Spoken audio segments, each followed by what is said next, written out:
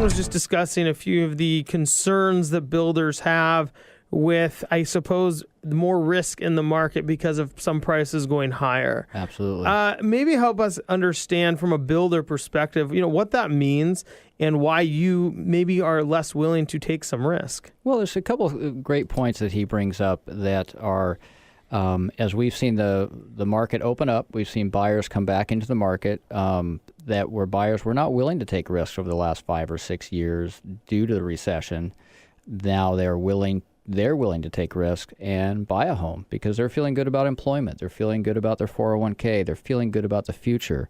So we're getting creations of households where the kids coming out of college or high school couldn't start a new home, start a new household. Now they can. And they had been living with mom and dad for a couple of years where in the past they had been moved out right away. So what we're seeing, though, for builders, when we're building a new home or a custom home, I guess really a new home, our competition is used product. So it's 1930s, 1940s. It's a house that might be 50 or 60 years old.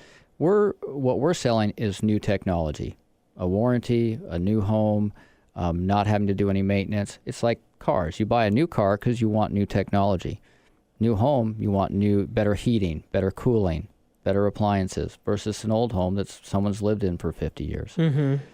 Our competition then is the used market, and that used market is less expensive than a new home because it costs more to produce a new home. So for risk, we want to be as close in price to that used home price as we can be and still be able to make a profit and attract new buyers. Is there an element of, I guess, percentage over your average resale? I know if you were to look at cars, there's very specific, how well a car holds its value over time. There's Absolutely. Massive studies about it, and they love to advertise when they're number one. Right.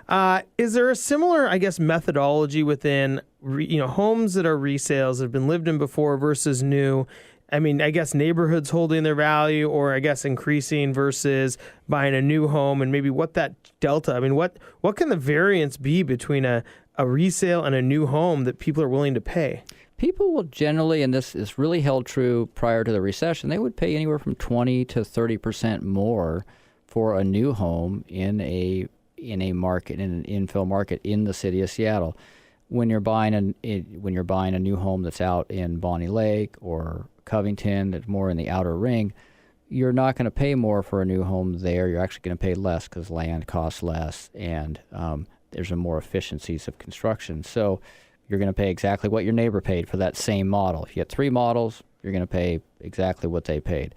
You'll see that differential in the city tied into the metro areas where we'll be 20 to 30% over existing product. And probably because more square footage and newer technologies. And I guess how big is the element of the turnkey home? I know when house prices were really on the decline, call it 2 years ago, 3 years ago, this turnkey was like the only thing anybody would look at. It had to be perfect and ready to move into.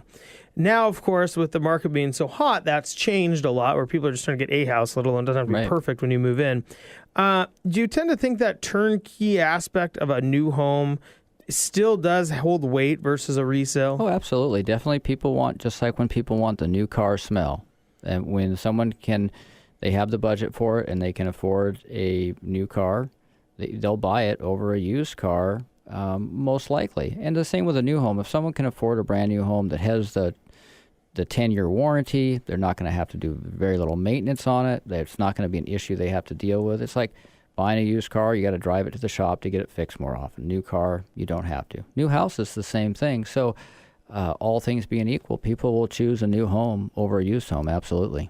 And as people start to make those choices, I suppose, in a more normal market, which we may be heading to. I think we are, absolutely. We're definitely heading that way. Then it really does become more of a, apples to apples comparison. Like, do I want a new house or do I want a resale or used house? We like to use the word used.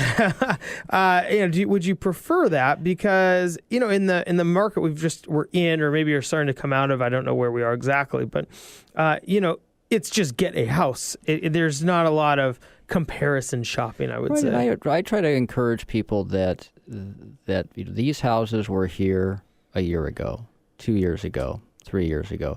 There is a house for everybody, and that's something we just truly believe. And So if the market doesn't feel right, we're talking about timing again. I mean, is the time right for you as a person to own a home, or can you wait a year, or you can wait 6 months? And some people will use any excuse not to make a decision. And in this case, I think you just have to know that you will be able to find a home that's right for you, and it might not be today, it might be next month, or it might be 6 months. Well, and as we talked about at the beginning, it really is understanding that personal timing that is correct for you because, as you mentioned, if you are 9 months pregnant or about to have a baby, well, I guess that would be the same thing. Same thing.